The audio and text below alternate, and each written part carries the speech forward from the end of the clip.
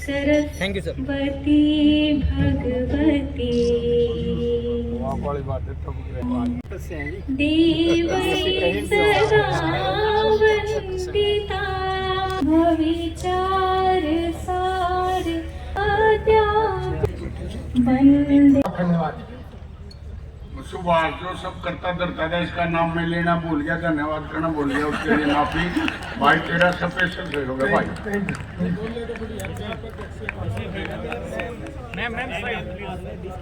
करने के लिए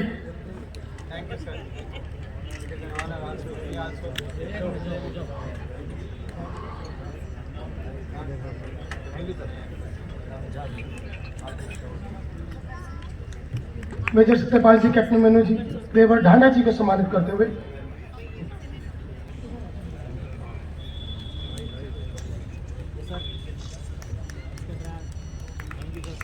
हमारे बीच डॉक्टर रणपाल जी पहुंचे हैं। हम उनको भी सम्मानित करना चाहेंगे एक शॉल और स्मृति चिन्ह के साथ।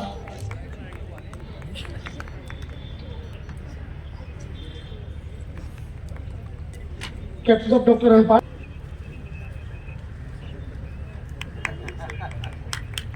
मंच पर विराजमान अन्य मेहमानगणों का हम अभिनंदन ग्रंथ और उस कैलेंडर से स्वागत सम्मानित करना चाहेंगे।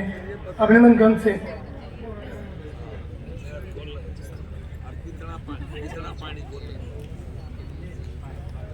बचन सिंह आर्य जी को एक स्वर्गीय चौधरी मित्र सेन आर्य जी की जन्म जयंती का शुभ अवसर। 92 वर्ष पूर्व उनका जन्म गांव खांडाखेड़ी में हुआ।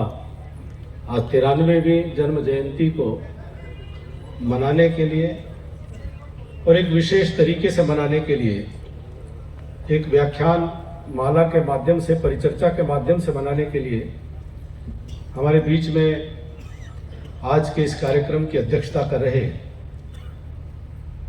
हरियाणा के हमारी खाप पंचायत परंपरा में जो गोत्र ढांडा खाप के हमारे बहुत ही आदरणीय अध्यक्ष और जाट धर्मार्थ सभा जींद के माननीय अध्यक्ष चौधरी देवव्रत ढांडा जी, आज के कार्यक्रम के मुख्य वक्ता के तौर पर भक्त फूल सिंह कानपुर विश्वविद्यालय के कुलपति, आदरणीय मेरी बड़ी बहन हैं डॉक्टर सुदेश जी, कुरुक्षेत्र विश्वविद्यालय और हरियाणा प्रदेश के संभवतः एक बार सभी विश्वविद्यालयों के कुलपति रहे आदरणीय डॉक्टर अविनाश चावला जी,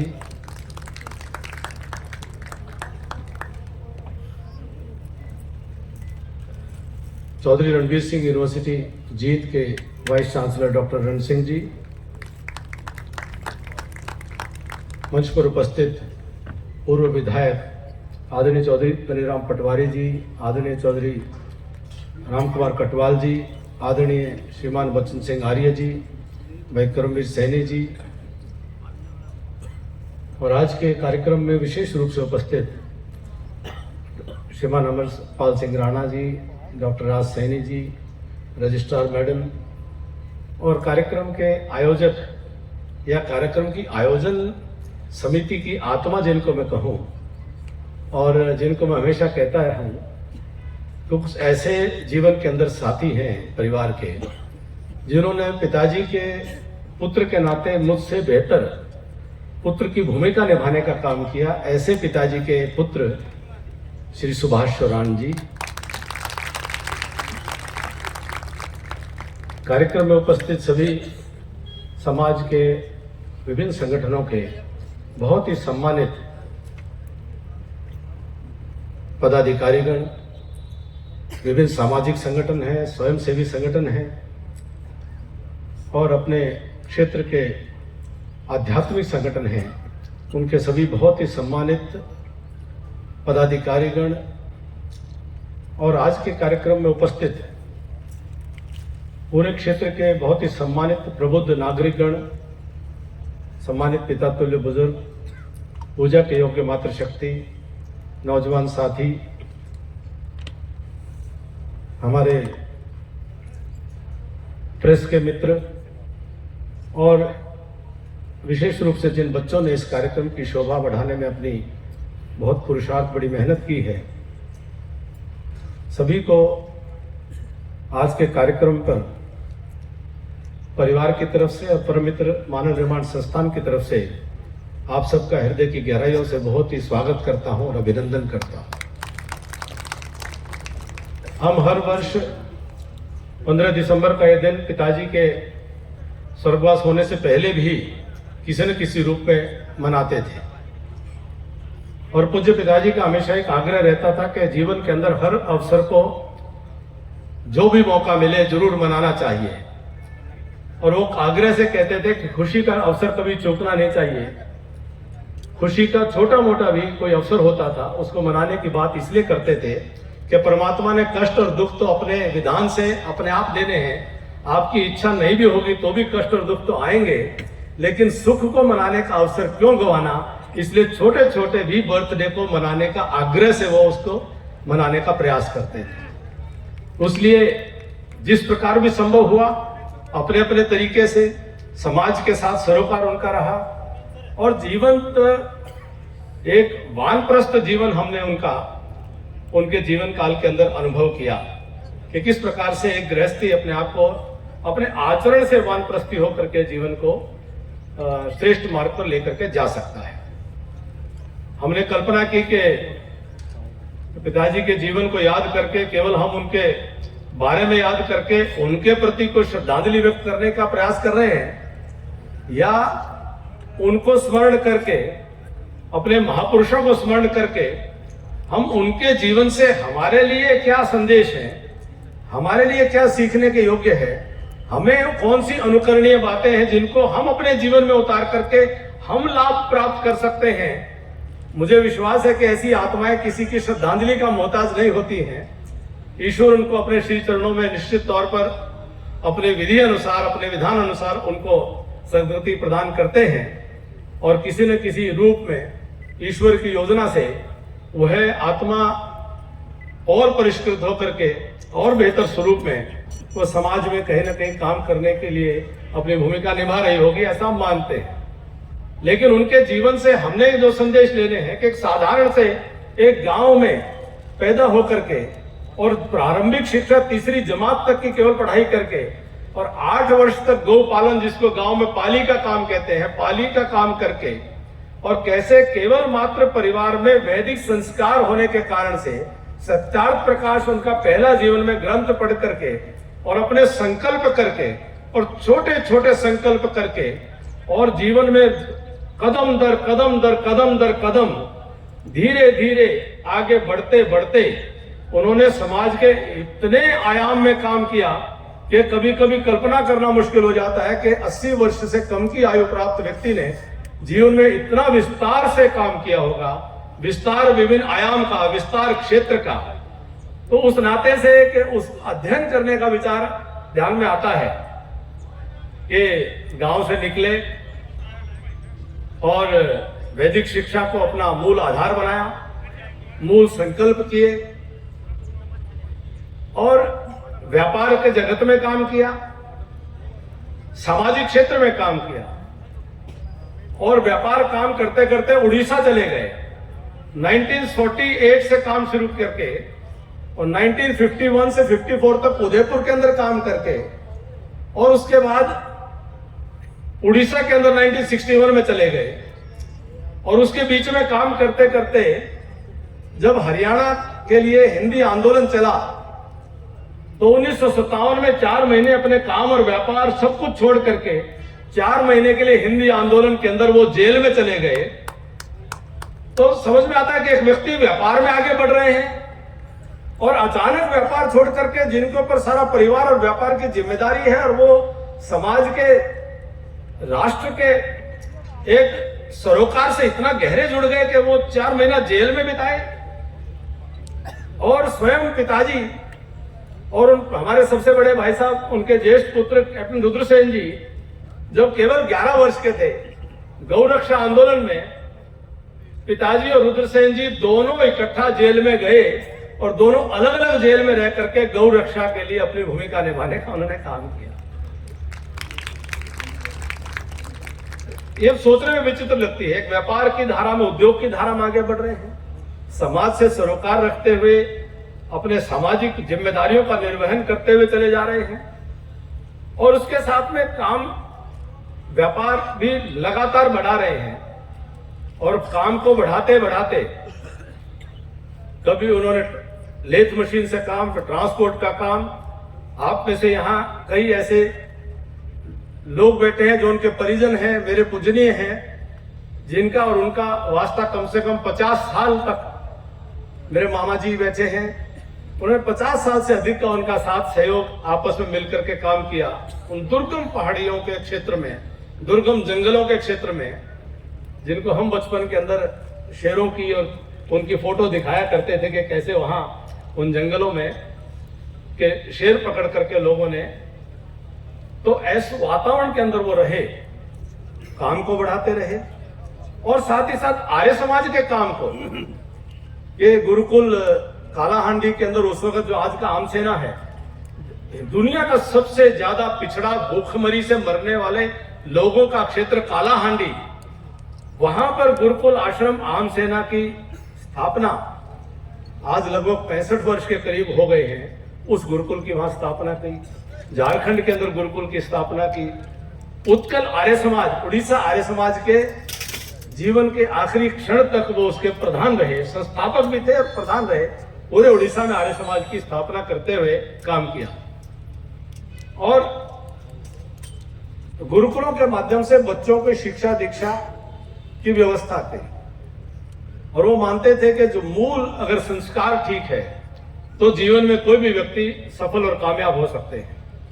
श्रीमान बच्चन सिंह आर्य जी अभी जिक्र कर रहे थे, स्वामी रामदेव जी एक ब्रह्मचारी, गुरुकुल के ब्रह्मचारी थे। अपने जींद में ही गुरुकुल कालवा में 2 वर्ष उन्होंने पठन पाठन किया था। तो स्वामी रामदेव जी के साथ पिताजी का संवाद का मैं स्वयं साक्षात्कार रहा हूं, साक्षात मैंने देखा है कि स्वामी जी को कभी लगा था कि स्वामी जी मेरी, पिताजी को भी पिताजी कहते थे कि पिताजी मेरी तो गुरुकुल की शिक्षा पद्धति है, मैं इतने बड़े काम मेरे से संभव नहीं होंगे, मैं तो योग सिखा सकता हूं।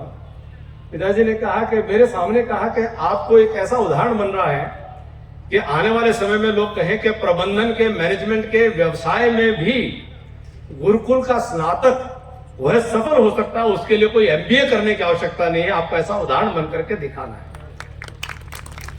और वो प्रेरणा देते थे। तो आज में 2 महानुभाव हमारे बीच में हैं। डॉक्टर चावला साहब एक शिक्षाविद हैं, डॉक्टर सुदेश जी शिक्षाविद भी हैं और उनका सब्जेक्ट जो है वो मैनेजमेंट है और मेरे कॉलेज और यूनिवर्सिटी के दिनों में मेरी सीनियर भी हैं और मेरी बड़ी बहन जी भी हैं।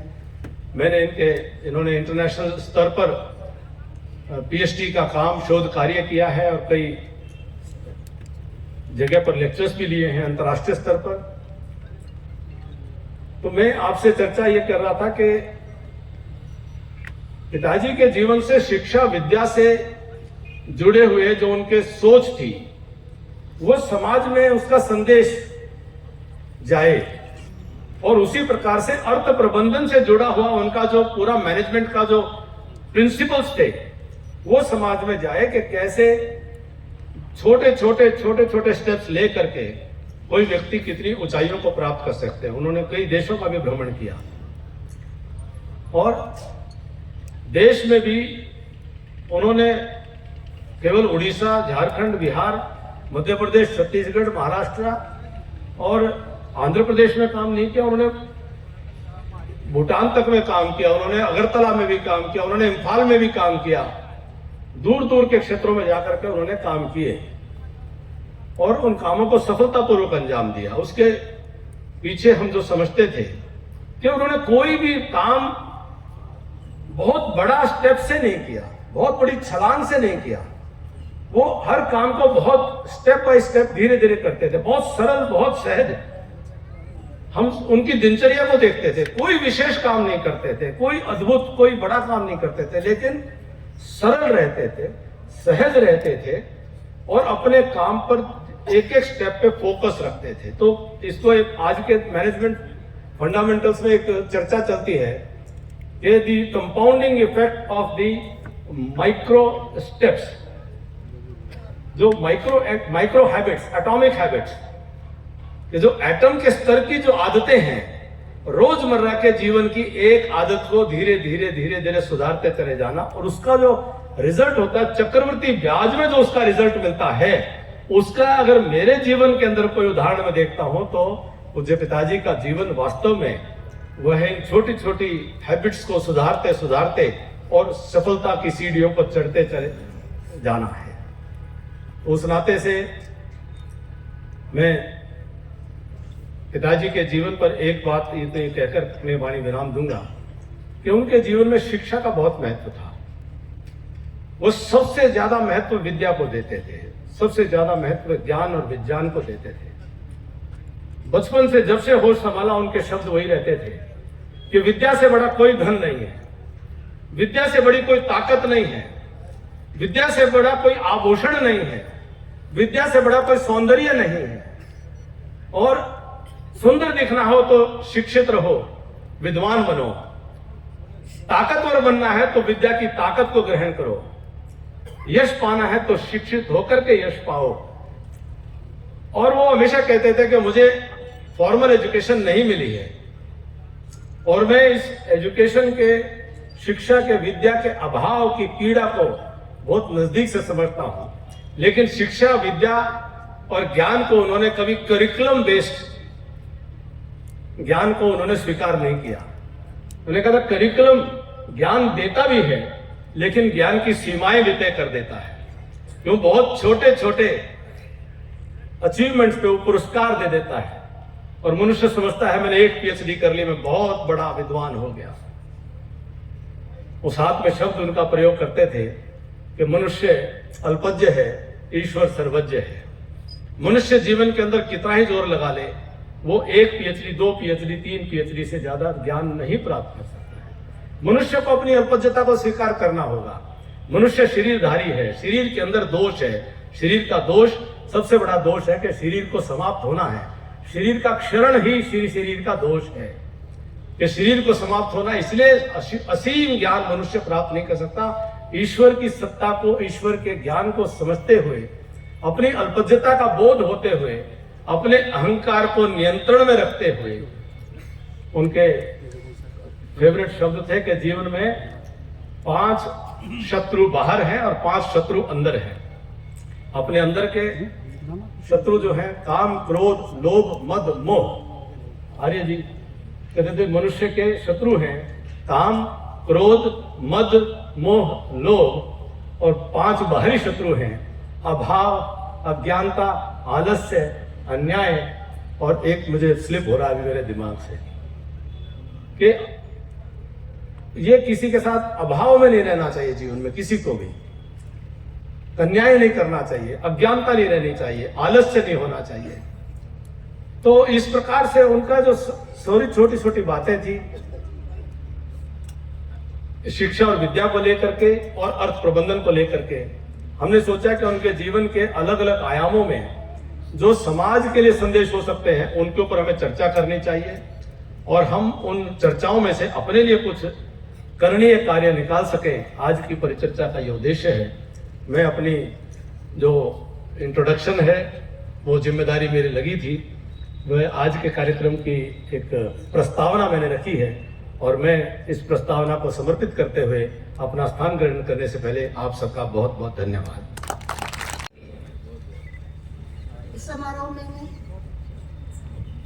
इस समारोह में मैं स्वागत करना चाहूंगी। कुछ और नाम इस कड़ी में जुड़े हैं। Ajit Yadav ji president, Shri Nehra ji president private, Shri Purushottam ji president private schools जीन ब्लॉक। चौधरी मित्र सेन जी ने अपने आशावादी दृष्टिकोण, कठिन परिश्रम, दूरदर्शिता और सादगी के बल पर अपने आप में एक उदाहरण है। चौधरी मित्र सेन जी एक विराट व्यक्तित्व के धनी थे जो दिन रात समाज कल्याण के लिए तैयार रहते थे। वे गृहस्थ होते हुए भी, क्योंकि मेरा परिवार से नाता है, सहर्ष मैंने इस बात को स्वीकार किया और आपने मुझे मौका दिया ऐसी विभूति के बारे में कुछ बोलने का। उस मौके के लिए मैं आपके परिवार का आभार प्रकट करता हूँ। चीन में मैं अभिमन्यु जी की तरह, आप भी जीन से ताल्लुक रखते हैं, लेकिन मेरा भी ताल्लुक जीन से है। मैं अपनी तरफ से, जीन वासियों की तरफ से, सभी सामाजिक संस्थाओं की तरफ से इस कार्यक्रम में आपका भी अभिनंदन करता हूं। और इस सभागार में उपस्थित आए हुए सभी संस्थाओं के प्रतिनिधिगण और अतिथिगण, आदरणीय अतिथिगण, मैं नाम नहीं ले पाऊंगा, मेरे समक्ष तो सभी सम्मानित हैं। प्रेस मीडिया, आज जो हमारा कल है उसके निर्माता, युवा पीढ़ी, प्रिय बच्चों, और जिन्होंने कार्यक्रम देने के लिए आप हमारे बीच में आए, प्रिय बच्चों, आज का ये पावन दिवस जिसके लिए हम सब इकट्ठे हुए हैं, और मैं ये मान के चलता हूं कि जीवनी आपने देखी, कैप्टन अभिमन्यु जी ने अपने व्यक्तित्व में भी बताया। मैं समझता हूं कि कुछ बातें थोड़ी सी करके जो निष्कर्ष निकलता है, उस निष्कर्ष को निकालने का प्रयास मैं करना चाहूंगा। आप का बाल्यकाल तकलीफों में रहा, जैसा कि आपने देखा, लेकिन तकलीफ इंसान को गिरा देती है। फेलियर्स इंसान को गिरा सकती हैं। फेलियर्स में से अगर आप में आत्मविश्वास नहीं है तो आप शायद किसी काम को भी हासिल नहीं कर सकते, किसी मुकाम को हासिल नहीं कर सकते। हार जीत एक पहलू है, एक सिक्के के दो पहलू हैं। मेरा मानना है, और चौधरी साहब का मानना था, नहीं तो तीसरी क्लास से अगर उन्होंने छोड़ दी क्लास और उसके बाद उनको मौका ही नहीं मिला किसी स्कूल में जाके एजुकेशन लेने का, लेकिन उनकी सोच से, उनके दृढ़ संकल्प से उन्होंने स्वाध्याय करके जो उनको नहीं आता था उसको सीखने का प्रयास करके, आप ये मान के चलें, उन्होंने उर्दू सीखा 1937 और 40 के दौरान, और उर्दू सीखने, क्योंकि उर्दू प्रचलित था, उन्होंने सीखा। वो 1949 में जब आर्य समाज से जुड़े तब तक उन्होंने हिंदी भी सीख ली थी। आर्य समाज की पुस्तकों को पढ़ना हिंदी के बिना पॉसिबल नहीं था, और अगर वो ना सीखते तो आर्य समाज की पुस्तकों को कैसे पढ़ते, वो वैदिक धर्म के पथ प्रदर्शक कैसे बनते, पथिक कैसे बनते, ये उनकी सोच थी। सम्मानित व्यक्ति सभी विशेष है मुझे लगता है, क्योंकि जो इस पुण्य कार्य के लिए आए हैं, हमारे अपने चौधरी मित्र सेन आर्य जी जो कि हम सब के प्रेरक रहे हैं किसी न किसी प्रकार से, तो हाँ, आप सब लोग भी उतने ही विशिष्ट हैं, उतने ही सम्मानित हैं जितना कि ये सम्मानित मंच है। मेरे लिए जो है चौधरी मित्र सेन के बारे में ज़्यादा कुछ बोलना थोड़ा मुझे संकोच होता है। काफ़ी कुछ मंच के माध्यम से उनके चरित्र के बारे में, आचरण के बारे में, कैसे कैसे उन्होंने लाइफ में ग्रो किया, बहुत कुछ बताया गया है। लेकिन जब मुझे कैप्टन साहब ने बोला कि आपको आना है, मैं एक फ्लैशबैक जो होता है उसमें चली गई। उनके बारे में सोचा किस प्रकार से मेरा उनसे 35 वर्ष का संबंध होगा और हर साल ये संबंध बढ़ता ही गया। और मैंने ये पाया, पूज्य ताऊ जी एक व्यवहारिक दार्शनिक थे, एक प्रैक्टिकल फिलोसोफर थे और जीवन जो जगत की बहुत गूढ़ जो विचार थे वो बड़े सरलता से वो करते थे। उनको देखा, उनकी जो बातें होती थी उस समय इतनी समझ नहीं आती थी। 30 वर्ष पूर्व जब मैंने उनसे मुलाकात हुई, और वो इतने बच्चों की तरह जिससे भी मिलते थे शेयर करते थे। जो आज का समय हम देखते हैं, लोग किसी को किसी प्रकार का ज्ञान है तो वो शेयर करने में संकोच रखते हैं। वो अपने जीवन के कटु, अच्छे, बुरे सभी अनुभव शेयर करते थे। तो उनके जो चरित्र में एक कलेक्टिव विजडम का बहुत बहुत महत्वपूर्ण मुझे लगा, एक इंटीग्रल पार्ट था उनका। और मुझे उनकी और एक चीज़ से प्रभावित हुई जो कि हम सब उनसे प्रेरणा ले सकते हैं, कि जो गूढ़ ज्ञान था मुश्किल वेदों का, उनको वो अपने घर के चारों तरफ लिख के रखते थे। तो एक रिपीटेटिवनेस होती थी और वो व्यवहार में आ जाती थी। जैसे आलस्य ना करना, जितने भी क्वालिटीज़ डॉक्टर चावला ने बताई, तो सामान्य तौर पे बड़े सरल तरीके से वो अपनी फैमिली में जो लोग उनसे मिलने आते थे उनमें वो ट्रांसमिट कर पाते थे। और दूसरा मैंने देखा कि उनका जो विश्वास था चीज़ों को लेकर वो बहुत ही दृढ़ होता था। और आचरण के बारे में उनका मानना था कि मनुष्य को जो है, जो जिस प्रकार से वो रहता है वही उसका आचरण ही एक्शन होता है। वो कभी मंच पे मैंने नहीं सुना कि उन्होंने कभी भाषण दिया हो। तो जो वो महसूस करते थे वो जीवन एक्चुअली में जीते थे। और हमें जीवन जीने की सीधी और सरल रास्ता उन्होंने दिखाया। और वो बार बार ये कहते थे कि ईश्वर जो है, उनकी जो न्याय व्यवस्था है उसमें उनका अटूट विश्वास था। वो मानते थे कि हमें कर्म करते रहना चाहिए, हंसी हंसी कर्म करते रहना चाहिए, जैसे कि हमने उनकी वीडियो में भी देखा। और वो बहुत ही डिसिप्लिन्ड थे अपने जीवन में। मैंने देखा है कि ग्रामीण क्षेत्र से जिस समाज से हम सब लोग आते हैं, वहाँ कई बार जो है इतना अनुशासन नहीं होता। उन्होंने अपने जीवन में अपने आसपास से ये गुण जो है ग्रहण किए। और आप मिलकर रहने में जो है उसको, घर को, परिवार को, अपने रिश्तेदारों को, सबको जोड़ के रखते थे।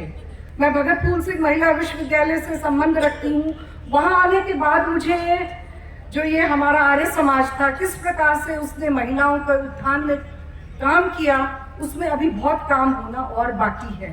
तो ये समाज, ये मेरी जो फैमिली है और जो चौधरी मित्र सेन के सभी संबंधी हैं, उनको मुझे लगता है ये जो वैदिक संस्कृति, आर्य समाज के जो मूल्य हैं, इस भौतिकता युग में जो कम होते जा रहे हैं, हमारे परिवार थोड़ा बिखरने लगे हैं, तो पुनः ये संकल्प लेके जाएं कि नारी शक्ति को भी अपनी ग्रोथ प्रोसेसेस में वैसे ही इन्वॉल्व करके आगे बढ़ाएं। और मुझे लगता है इतने सारे जब लोग बैठे हों, एक संकल्प लेते हों इस प्रेरणा दिवस पर, उनकी जयंती पे, तो मुझे लगता है वो दिन दूर नहीं है।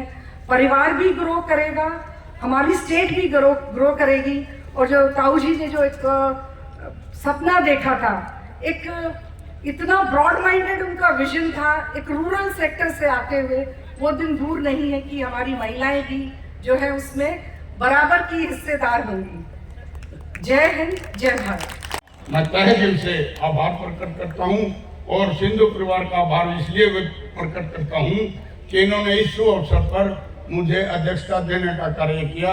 मैं इनका तहे दिल से आभारी हूं, कैप्टन साहब का, सारे परिवार का। ये बहुत सौभाग्य की बात है कि हम इनके बारे में जितना कहें चौधरी मित्र सेन जी के बारे में उतना ही कम है, लेकिन वक्ताओं ने काफी कुछ कह दिया है। मैं केवल चंद शब्दों में ही थोड़ा बहुत उसको बताने की कोशिश करूंगा। चौधरी मित्र सेन जी का जीवन सुसंस्कार सहित और अहंकार रहित था। अहंकार नाम की कोई चीज उनके पास नहीं थी। सुसंस्कार थे, प्रेम थी, भावना थी, प्रेम भावना, प्यार, प्रेम, अपनापन था। द्वेष भावना रहित थे। द्वेष होता क्या है वो इस चीज को जानते ही नहीं थे। और मेरा असलियत में मैं बताता हूँ आपको, बहुत बार कांस बैठा उनके पास में जाता था तो मैं बैठता था उनके पास, बेटा आ जा, महाराज जी प्रणाम। फिर वो अपनी बातें बताते थे। तो प्रकाश काफी डाला जा चुका है चौधरी साहब पर, लेकिन मैं आपको ऐसी बड़ी आत्माएं, ऐसी विभूतियां बहुत कम पैदा होती हैं। और उससे बड़ी बात यह है, इन्होंने अपने परिवार में आगे इतने सुसंस्कार पैदा किए कि सारा परिवार इतना सुसंस्कारी है जो उनके नाम को, काम को आगे बढ़ाने का काम कर रहा है। ये हमारे लिए गर्व की बात भी है कि ये हमारे इलाके में ही है। मेन बात तो ये है, किसी को उन्होंने आज जो उनसे हम प्रेरणा ले रहे हैं महान विभूति के जन्मदिन पर, उन्होंने किसी को खाली हाथ नहीं भेजा। उन्होंने हर व्यक्ति का मान और सम्मान किया। तो उन्होंने वहां जाकर के, मैं पीछे बात की थी कि बड़बिल जाकर के वहां ये काम किए। उसके बाद कैप्टन साहब रुद्र सेन जी हो गए, फिर उनके भाई इनसे बड़े वीर सेन जी हो गए, उन्होंने मदद करनी शुरू की। इतना बड़ा साम्राज्य खड़ा करना कोई खाला दी का बड़ा नहीं है जिस तरह काट रहे हैं, मजाक की मजाल नहीं है। मतलब उन्होंने वहां पर ये देखा कि ये इलाका बहुत ज्यादा पिछड़ा हुआ है। काला हांडी का नाम आया और आए तो वो बताते थे, उन्होंने वहां गुरुकुल खोले। उड़ीसा आर्य समाज के आज वो जीवन पर्यंत वो अध्यक्ष रहे, वो क्या बोलते हैं, संस्थापक अध्यक्ष रहे, क्योंकि स्थापना ही उन्होंने की थी। जहां जरूरत की इलाके में जहां भी उन्होंने महसूस किया कि यहाँ शिक्षा की जरूरत है, यहाँ मदद की जरूरत है, उन्होंने वहां वो मदद करने की पूरी भरपूर प्रयत्न किए और मदद की। इसी तरह काफी संस्थाओं के नाम गिनवाए गए हैं, उन संस्थाओं में कोई साहब ने दिया। और काफी संस्थाओं के लगे रहते हैं उनके दरवाजे पर जायज आदमी चला गया कुछ चंदे के लिए, उन्होंने कभी खाली हाथ लौटाया ही नहीं। इससे बड़ी मानसिक चेत और क्या होगी। और हमें गर्व है कि हम इतने बड़े महान व्यक्तित्व का, धनी के, इतनी बड़ी विभूति का आज जन्मदिन मना रहे हैं। आप सब यहाँ आए और मेरे किसी नाम रह गया तो उससे माफी। सबको मेरी हृदय से राम राम, नमस्कार, धन्यवाद। Now I would request Shri Subhash Yoranji to come for vote of thanks. 15 दिसंबर 2023 स्थापना दिवस स्वर्गीय चौधरी मित्र सेन जी जो हमारी संस्थाओं के संस्थापक थे, आज उनकी आत्मा जन जन तक पहुंचते हुए हमें प्रेरित कर रही है, आशीर्वाद दे रही है। इस प्रोग्राम में विशेष तौर पर पहुंचे आज के मुख्य अतिथि डॉक्टर अविनाश चावला जी, doctor professor doctor Sudesh ji, हमारे बीच विशेष रूप से मौजूद कलीराम पटवारी जी, बचन सिंह आर्य जी, राम कुमार कटवाल जी, और विशेष अनुरोध पर हमारे बीच डॉक्टर रणपाल जी जो एक रिक्वेस्ट पर हमारे बीच पहुंचे हैं, और मंच पर विराजमान भाई करमवीर सैनी जी, रमेश सैनी जी, अमरपाल राणा जी और डॉक्टर राज सिंह जी, और मेरे सामने बैठे हुए जय भगवान गोयल जी, ये तो बाद में लड़ लेंगे मेरे से। और आज के इस प्रोग्राम को बहुत ही सार्थक बनाने के लिए विभिन्न संस्थाओं के सभी प्रधान और सदस्यगण, जिनका मैं नाम लूं, लगभग 40 संस्थाएं, 2 दिन से मेरी उनसे बात हुई, और सभी ने कहा कि स्वर्गीय चौधरी मित्र सेन जी का कद इतना ऊंचा था कि हम जरूर आएंगे और इतने अनुशासन के साथ आप बैठे। मैं सभी संस्थाओं के प्रधान और सदस्यों को प्रणाम करता हूँ, नमस्कार करता हूँ और बहुत धन्यवाद करता हूँ। हमारी शिक्षण संस्थाओं के सभी प्राचार्य महोदय, निदेशक महोदय और विभिन्न संगठनों के मेहमानगण और जींद और आसपास जींद, उचाना, नरवाना, सफीदों, पीलूखेड़ा और जुवाना से हमारे सभी प्राइवेट स्कूल शिक्षण संस्थाओं, सरकारी स्कूल शिक्षण संस्थाओं के ITO साहब और अन्य सरकारी पदाधिकारीगण भी हमें आशीर्वाद देने पहुंचे हैं। आप सबका मैं बहुत आभार व्यक्त करता हूं, धन्यवाद करता हूं। और मेरे बीच मीडिया की टीम बैठी है, आपका स्नेह, आपका आशीर्वाद हमें मिलता रहा है। फिर भी मैं आपसे अनुरोध करूंगा कि इसके बारे में आप अच्छी तरह से जानते हैं कि इंडस शिक्षण संस्थाएं जो परम मित्र मानव निर्माण संस्थान द्वारा पोषित है, हर क्षेत्र में, न केवल जींद में, न केवल हरियाणा में, पूरे भारतवर्ष में एक पहचान बना चुकी है। आपके आशीर्वाद से उनका आपका आशीर्वाद मिलता रहता है। आपका भी आभार व्यक्त करता हूँ, अभिनंदन करता हूँ। मेरा अब अनुरोध कैप्टन अभिमन्यु जी से, डॉक्टर एकता जी से और रचना जी से एक टोकन ऑफ आज के इस प्रोग्राम के लिए प्रोफेसर डॉक्टर सुदेश जी को हमारी तरफ से मित्र भारत मित्र स्तंभ की एक स्मृति चिन्ह उनको दें। उसके साथ एक अभिनंदन ग्रंथ और एक कैलेंडर और स्मारिका भी उनको वो भेंट करें। अनिका जी और मेजर जी, आपके इस समय कम है, एक बार आप प्लीज आ जाएं। आपका बहुत बहुत धन्यवाद। सुभाष जो सब करता धरता था, इसका नाम मैं लेना भूल गया, धन्यवाद करना भूल गया, उसके लिए माफी। भाई तेरा स्पेशल से होगा भाई।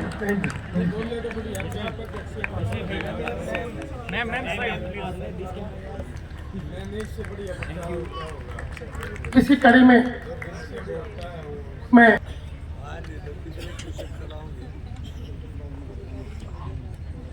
मेजर सत्यपाल जी और कैप्टन अभिमन्यु जी, डॉक्टर विलास चावला जी के स्मृति इन भेंट करके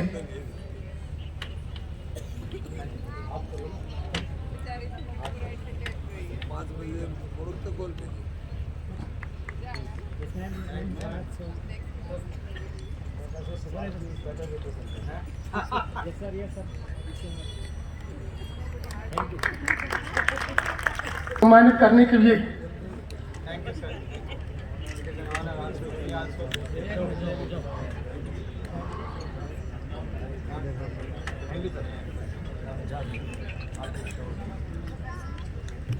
मेजर सत्यपाल जी, कैप्टन अभिमन्यु जी, देवर ढांडा जी को सम्मानित करते हुए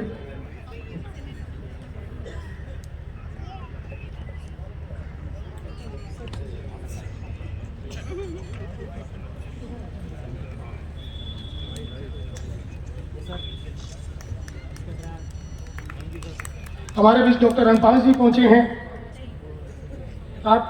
हम उनको भी सम्मानित करना चाहेंगे एक शॉल और स्मृति चिन्ह के साथ।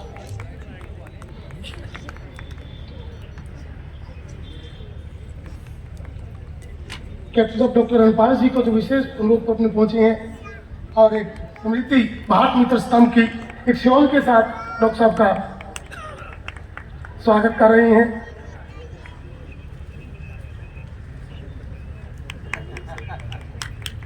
मंच पर विराजमान अन्य मेहमानगणों का हम अभिनंदन ग्रंथ और उस कैलेंडर से सम्मानित करना चाहेंगे। अभिनंदन ग्रंथ से